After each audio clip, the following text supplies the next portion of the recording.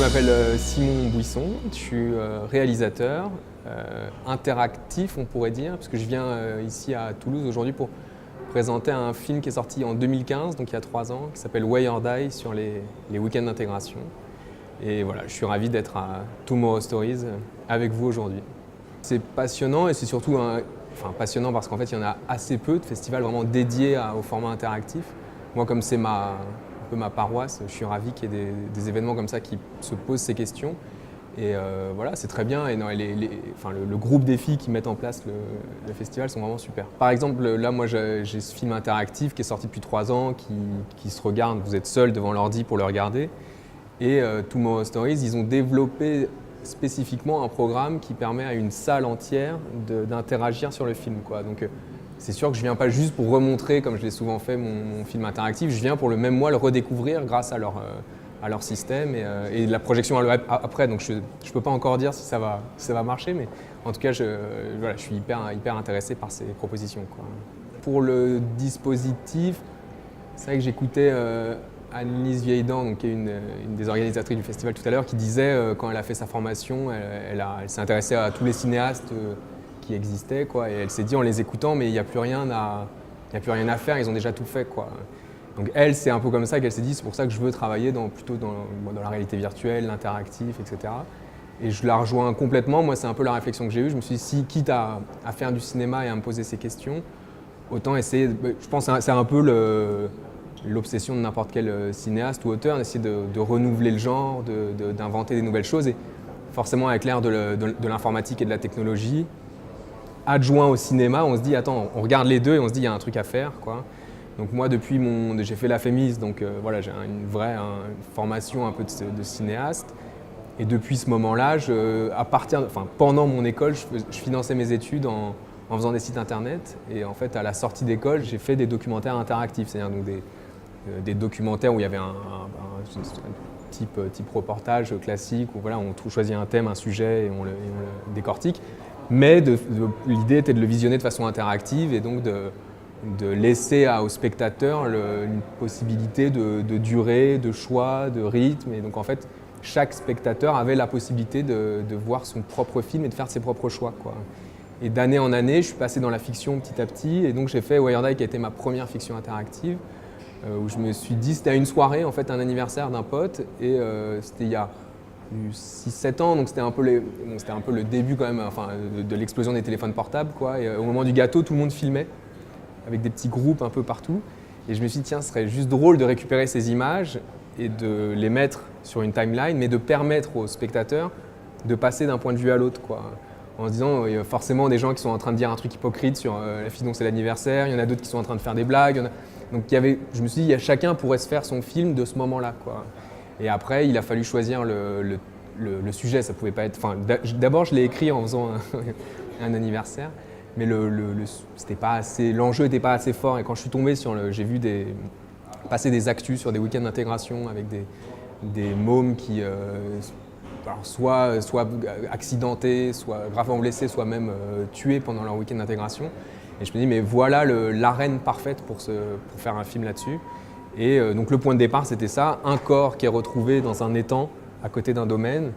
La police arrive pour enquêter et la première chose qu'ils font, à mon avis, ce qui semble évident, c'est qu'ils saisissent tous les téléphones portables, les caméras du week-end, parce que c'est un moment où les gens ne font que filmer. Et ils posent chronologiquement tous les fragments qui ont été filmés. Et après, donc le spectateur est dans le point de vue de ce policier, entre guillemets, qui déroule la soirée dans le but de comprendre ce qui s'est passé, quoi. Donc après, c'est ça qui est intéressant, c'est qu'il y a plusieurs histoires qui émergent, plusieurs faisceaux de culpabilité, et d'un spectateur à l'autre, il va se créer son propre film, quoi. Forcément, il y a des histoires beaucoup plus sentimentales, plus douces, d'autres plus violentes, d'autres plus un peu liées à la manipulation, à l'intronisation de certains jeunes qui veulent rentrer dans des assos. Donc, en fait, chacun se fait un peu son propre film. Et pour moi, c'est ce qu'amène un peu la technologie aujourd'hui, même un peu comme la VR, hein, où quand je bouge la tête, forcément, je fais le choix de regarder quelque chose et je vais rater des choses qui sont autour. Un film interactif, c'est pareil. Je fais le choix de regarder une image, mais je rate aussi plein d'autres choses. Et tout le propos du film est dans le fait de faire ce choix, quoi. Pourquoi Je regarde cette image, qu'est-ce qui me pousse à la regarder, pourquoi je m'ennuie peut-être quelque part, pourquoi ce sujet m'interpelle plus. Je ne veux pas porter juste un jugement. Enfin, moi, je suis toujours avec mon téléphone, je trouve que c'est très bien. C'est juste, après, je veux qu'on réfléchisse et que typiquement la jeunesse ait un peu de recul par rapport à l'usage des images. Et c'est vrai que le wave, bon, c'est l'endroit de la surenchère de l'image, c'est-à-dire que tu filmes et en fait la question que tu poses, c'est que si elle n'était pas filmée, peut-être qu'il n'y aurait pas autant de violence, parce que tu filmes en te disant, en demandant à tes camarades de pousser un peu l'atelier en question, et forcément c'est parce que tu sais que c'est filmé que tu vas y aller un peu plus fort, quoi. Alors que si c'était pas filmé, il n'y a pas de traces, a priori il y a moins l'idéologie du buzz, donc voilà. Mais à la fois, moi c'est aussi cette jeunesse que je filme là dans Way or Die. Tous ces jeunes, je les aime bien en fait. Moi j'ai été comme eux, tu vois, donc il n'y a pas du tout un jugement de pourquoi ils font ça. Enfin, ça c'est à la limite presque un système de reproduction des grandes écoles, de l'élite qui comme ça se testent entre elles d'année en année. Et comme tu as pris très cher l'année d'avant, tu mets encore plus cher l'année d'après. Enfin, bien sûr il y a un jugement et on n'est pas du tout complaisant avec ce type de fêtes et de week-ends, mais en tout cas chaque jeune, eux, se font un peu embringuer là-dedans et on essaie justement de donner ce recul aux spectateurs pour qu'ils comprennent le principe de ces grandes fêtes, quoi. Tout l'enjeu, c'est qu'en fait, quand tu arrives sur un film comme ça, il ne faut pas que le spectateur soit perdu, ce qui était l'inquiétude au départ, de se dire, tu arrives, tu as 50 caméras, qu'est-ce que je regarde, pourquoi?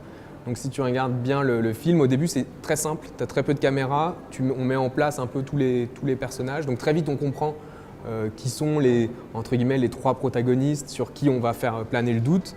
Et en fait, plus le récit avance, plus on se permet de complexifier l'histoire et donc de potentiellement perdre le spectateur qui se dit « Attends, lui, il était pote avec lui, mais pourtant il court après cette fille » ou « Cette fille, elle était là, mais elle se retrouve dans cet endroit, elle était dans cette caméra, mais en fait, elle passe dans une autre caméra. » À un moment, il y a un type qui se noie et en fait, tu te rends compte qu'il ne se noie pas parce qu'en fait, il fait une blague à ses potes. Enfin, donc, plus le récit avance, plus on joue avec l'interactivité parce qu'on imagine que le spectateur petit à petit s'accommode du système et à un moment est à l'aise pour regarder ce film de cette façon, quoi. Au final, le spectateur qui interagit avec sa souris, quoi, l'écran qu'il a, c'est une proposition de film de cinéma parce qu'en fait, c'est lui-même qui crée son montage. C'est juste que oui, on lui donne une responsabilité en plus. Et après, c'est vrai qu'en écrivant avec Olivier Demangel, donc mon co-auteur, on ne cesse de... En fait, on n'écrit pas à deux, on écrit à trois, avec le spectateur, toujours dans la boucle, et on se pose toujours la question des choix qu'il va faire et de pourquoi à un moment on va le frustrer, c'est-à-dire qu'on va l'amener à une image, il va se dire « Attends, mais là je vais changer de scène pour suivre quelque chose que j'ai envie de voir » et en fait on va le piéger parce qu'il n'y aura rien, etc. Enfin, donc on n'écrit que des choix pour que quand il appuie sur un bouton, entre guillemets, ça fasse du sens dans sa tête, quoi. Voilà. Là où peut-être au cinéma, dans une version plus linéaire, quoi, qui se déroule devant toi, t'es plus passif, donc peut-être moins actif. Et en l'occurrence, sur ce sujet des week-ends d'intégration, je pense que c'était particulièrement judicieux de se servir de la fiction interactive. C'est pas que je suis sorti de la narration classique, c'est que j'y suis jamais entré en fait. C'est que dès le départ, comme je faisais des sites internet et que j'avais toute une réflexion sur le design, l'ergonomie, à un moment, j'ai juste mené cette réflexion-là avec l'idée de la dramaturgie et du cinéma et des films. Donc c'est venu naturellement. Et d'ailleurs, c'est plutôt l'inverse, c'est qu'aujourd'hui, comme j'ai sorti beaucoup de formats interactifs, en ce moment, je me retourne un peu sur des formats plus linéaires, des fois aussi pour des histoires de production, de financement, parce qu'en fait, c'est quand même un milieu l'interactif qui est assez un peu en friche, qui est un peu en train d'émerger, donc c'est pas si évident de financer ces films. Donc je me retourne aussi aujourd'hui plutôt des fois vers la linéarité, quoi.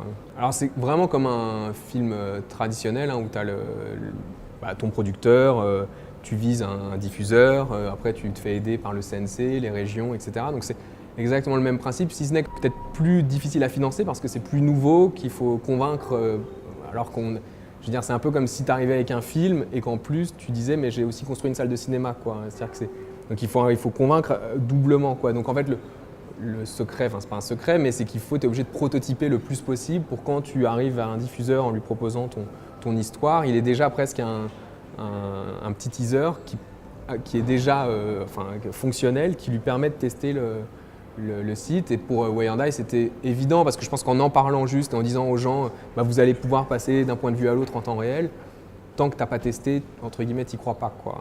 Voilà. Donc c'est un peu l'idée de prototyper, dans la phase de développement, de déjà tester pour toutes ces questions de design et d'ergonomie dont je parlais, de les résoudre. C'est hyper important de le faire à ce stade, quoi. Pour moi, c'est je sais pas si c'est un combat, mais c'est un peu une réflexion hyper démocratique aussi de de se dire que l'Internet est, comme la réalité virtuelle, accessible pour tout le monde, partout, et si possible gratuitement. Donc autant se servir de ce tuyau-là pour aussi diffuser des films, donc une certaine forme de culture, hein, une dramaturgie, etc. Donc vraiment, moi, l'envie, elle vient de là. Et aussi, c'est sûr que c'est aussi toucher la jeunesse, quoi, toucher plutôt les jeunes qui, eux, sont déjà très ouverts, très accommodés avec le web, quoi. Et voilà, se dire que forcément, cette jeunesse aujourd'hui a aussi ces nouveaux supports, ces nouveaux médias qui ne sont pas forcément la télé plus traditionnelle. Et donc, c'est une façon de les divertir en faisant des choses les plus intelligentes possibles, quoi. À partir du moment où ma seule question, c'est que je veux faire des choses qui n'auraient pas pu exister il y a 10 ans ou il y a 20 ans, et même, pourquoi pas même il y a 5 ans. Et là, c'est là où j'ai l'impression de faire quelque chose qui est potentiellement utile. Et donc, je veux vraiment être dans une réflexion vraiment sur l'avenir, quoi. Donc, peu importe, là, j'ai créé un long métrage, mais le sujet même de mon long métrage, c'est la jeunesse, les réseaux sociaux, les usages des réseaux sociaux. Donc, tu vois, donc c'est classique, mais dans le fond, c'est moderne, quoi. La fiction interactive, la réalité virtuelle, toutes ces nouvelles réflexions qui sont un peu hors de la salle de cinéma, déjà complètent la salle de cinéma, c'est pas du tout paradoxal. Pour moi, c'est vraiment, il peut y avoir du cinéma et de l'interaction. Et que ce soit la fiction interactive ou la VR, pour moi, c'est exactement les mêmes réflexions. En tant qu'auteur, on se pose exactement la même question. J'ai une fiction en réalité virtuelle en développement, deux en ce moment.